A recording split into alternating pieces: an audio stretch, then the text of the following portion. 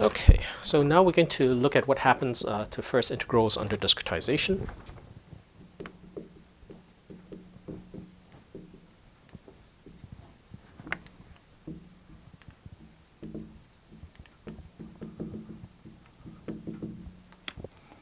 Okay, so let's say you're given a first integral.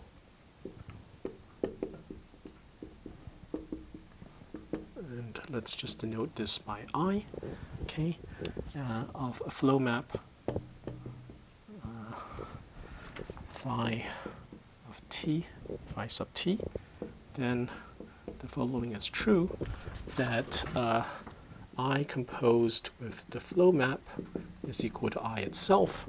And you can show that this is equivalent to saying that the gradient of the first integral I dotted into the vector field Fy is identically equal to 0. Okay. So the question to ask is, under what circumstances, is this first integral preserved by a numerical method? So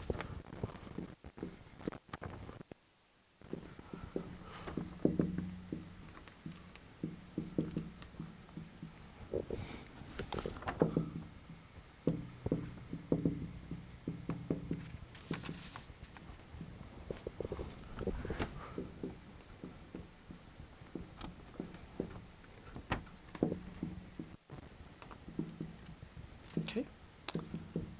All right. So let's start with the simplest possible case, and in particular, let's start with a situation where the first integral is just linear. Okay, so let's just suppose that I is a linear first integral.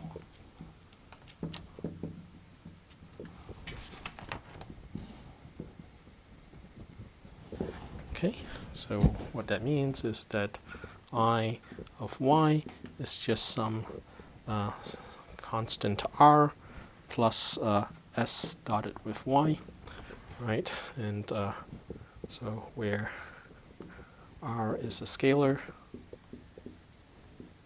and s is a vector. Okay.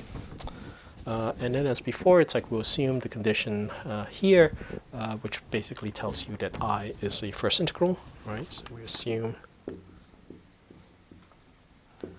that gradient of I dot f of y is equal to 0, right? Which is, again, the condition that I is a first integral of the differential equation. So with a first integral of a linear first integral of this form, this means that s dot f of y is equal to 0. Okay, so let's look at a simple example. Let's look at a Runge-Kutta method applied to a dynamical system which has the property that this is true, and in particular this is true, right? Which basically says that I is indeed a first integral of the system of differential equations you're applying this thing to, and then see what happens. Okay, so let's say if we have a Runge-Kutta method.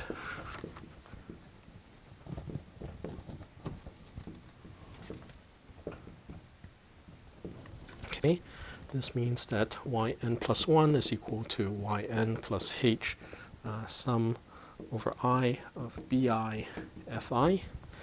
Okay, and then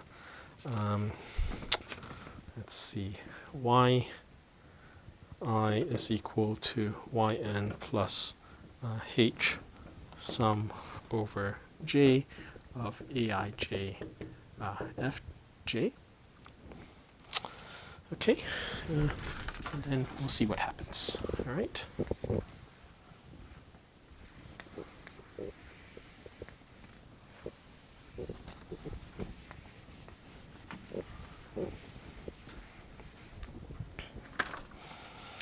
Okay, so what we want to do then is we want to evaluate the first integral.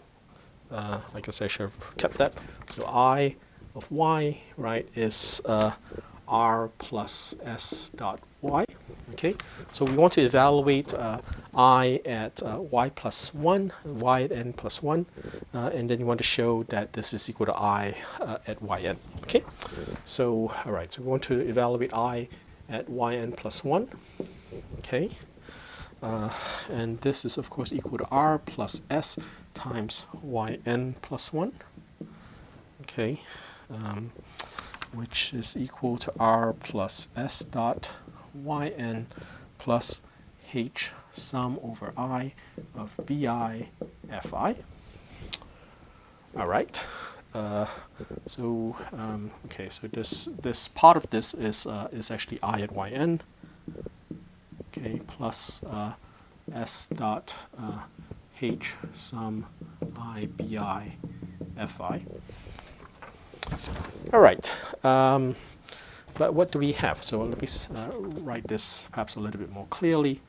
Right, plus I'm going to take the summation out. H sum over I of bi s dot fi. Okay, so this term, of course, vanishes, right? So this is the condition we had, that if the original differential equation which you were applying it to has I as a first integral, and this first integral has this linear form, then it implies that s dotted with the vector field at any point is equal to 0.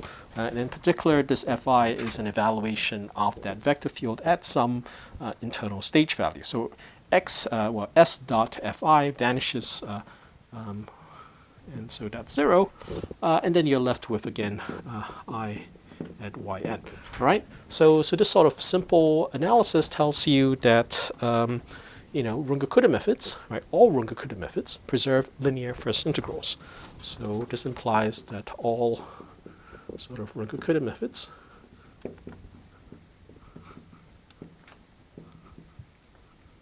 preserve linear first integrals. Okay, which is nice. Okay.